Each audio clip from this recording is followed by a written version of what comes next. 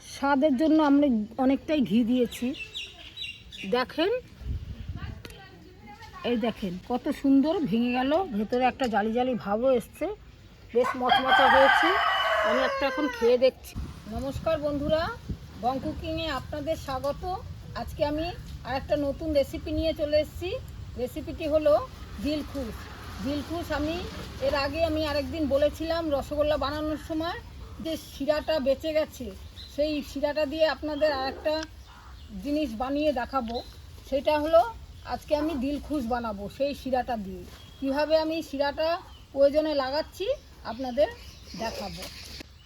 দিলখুশ বানাতে এমন কিছু লাগে না, কিন্তু আপনাদের একদম কম উপকরণে আমি দিলখুশটা বানিয়ে দেখাবো। দেখেন, আমি এখানে 250 গ্রাম বেসন নিয়েছি।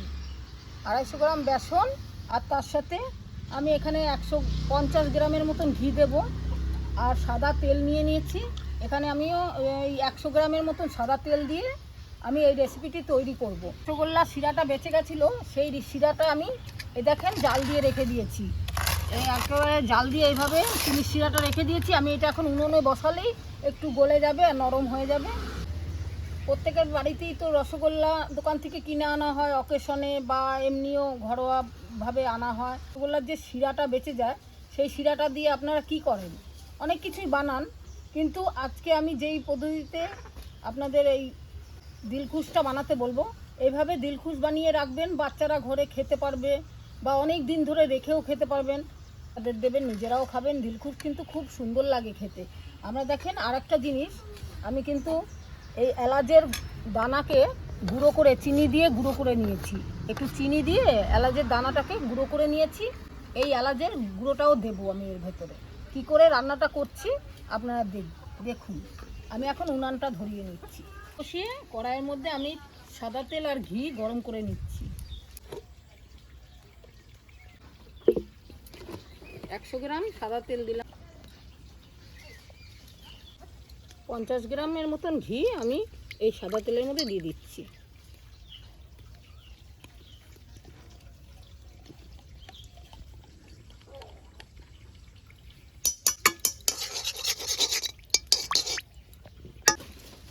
এইদিকে আমি বেসনগুলো চেলে নিচ্ছি, যাতে দানা ভাবটা না থাকে। এর জন্য বেসনগুলো আমি সব একসঙ্গে চেলে নিচ্ছি। আমার চালনিটা বড়ই আছে, যার জন্য বেসনগুলো একভাবেই চালা যাবে। এই যে একটু একটু দানা দানা ভাব রয়েছে, এই দানা দানাটার জন্যই বেসনটা চালা। আমার বেসনটা ভালো, যার জন্য দানা দানাটা বেশি নেই। ঘিটা আমার গরম করা হয়ে গেছে, এবার আমি নামিয়ে রাখছি।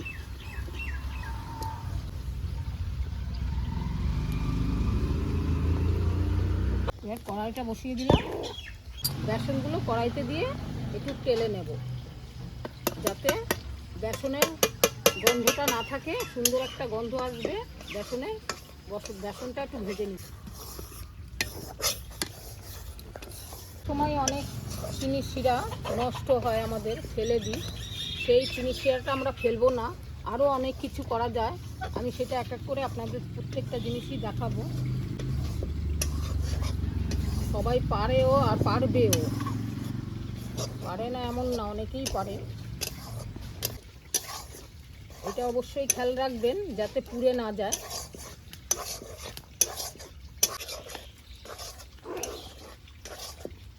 এটা কম করে দিয়েই ভাজতে হবে, এখন তো লেগে যাওয়ার ভয় থাকে, যাতে লেগে না যায় সেভাবে। বেসনের গন্ধটাও সুন্দর আসবে, একটা ছাতু ছাতু টাইপের গন্ধ আছে। গন্ধটা বেরিয়ে গেছে, আমাদের ভাজাটাও হয়ে গেছে। এরকম কালারটা একই রকম রয়েছে, একটু হালকা বাদামি কালার হয়েছে। আমরা এখন নামিয়ে ফেলবো।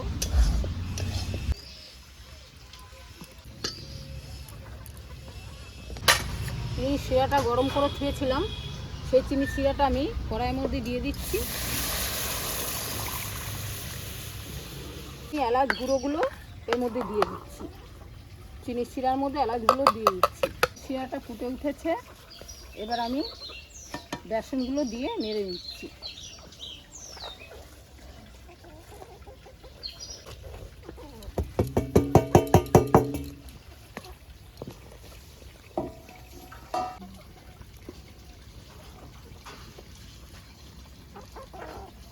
বেশি হয় না।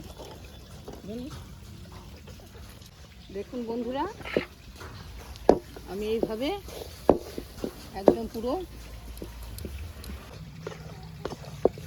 পাক চলে এসছে সুন্দর।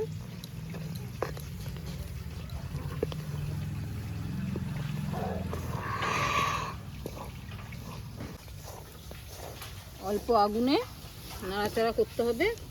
তেল আর ঘিটা আমি এর ভিতরে দিচ্ছি আর নাড়ছি।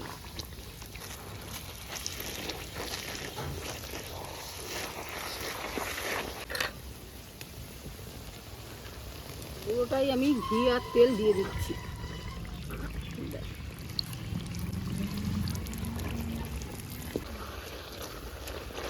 তো এটাকে নাড়তে চাড়তে হবে, বারবার করে নেড়ে নেড়ে নেড়ে এটা পাকে আনতে হবে।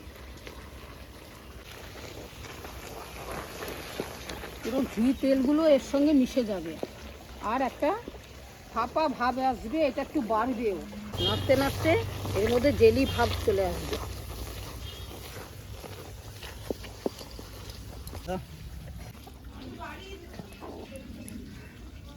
বন্ধুরা, একটু বেকিং সোডাও দিতে হবে এর মধ্যে। বেকিং সোডাটা পরের দিকেই দেবেন। আমি হাফ চামচ বেকিং সোডা দিয়ে নিলাম। করে অনেকক্ষণ ধরে নাড়তে হবে। এর মধ্যে একটা জেলি ভাব চলে এসছে, দেখেন।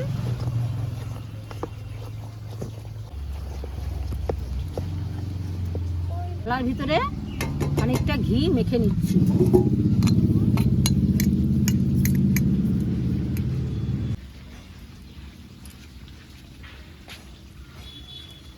এইভাবে থালার মধ্যে গরম গরম থাকতেই আমি ঢেলে দিচ্ছি। সুন্দর একটা জেলি ভাব এসছে।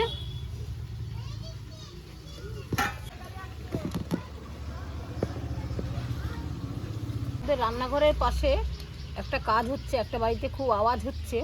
আমরা এই জন্য আর এক জায়গায় আমি নতুন করে একটা উনুন বসিয়ে আমি ওখানেই রান্নাটা করছি। কিছু মনে করবেন না বন্ধুরা। আমি এই দেখেন, এটা ঠান্ডা হওয়ার আগেই আমার এটা ভালো করে বসিয়ে দিতে হবে। হ্যাঁ, এভাবে শেপটা দিয়ে রাখলাম প্লেন করে। ঠান্ডা হয়ে গেলে শক্ত হয়ে যাবে, এর জন্য শক্ত হওয়ার আগেই কেটে নিতে হবে। আমি এইভাবে পিস পিস করে নেব দিলখুশের আকারে।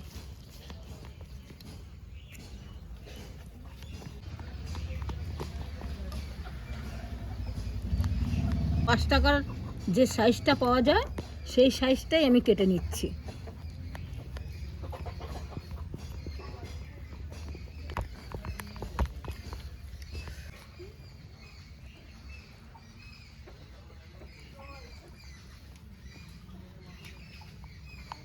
দিলখুশগুলোকে কেটে আমি 4-5 ঘন্টার জন্য ফ্যানের তলায় রেখে দিয়েছিলাম। বেশ দেখেন শক্ত, বেশ ঠান্ডা হয়ে শক্ত হয়েছে। আর এটা বেশ একটা দিলখুশের আকার নিয়েছে, দারুণ লাগছে দেখতে। একটা জালি জালি ভাবও এসছে।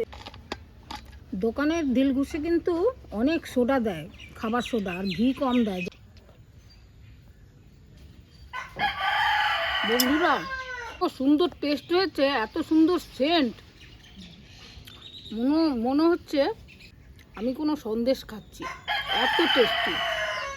আপনারা বাড়িতে বানিয়ে না খেলে বুঝবেন না, বাড়িতে বানাবেন। আমার দেখেন কত সুন্দর জালি জালি ভাব এসছে, দেখেছেন? যেভাবে করলাম সেভাবে করে দেখবেন। চিনির শিরা না ফেলে আপনারা এইভাবেই রান্নাটা করবেন। আমি থাম্বনেলের জন্য আরেকটি প্লেটে আমি সাজিয়ে নিচ্ছি।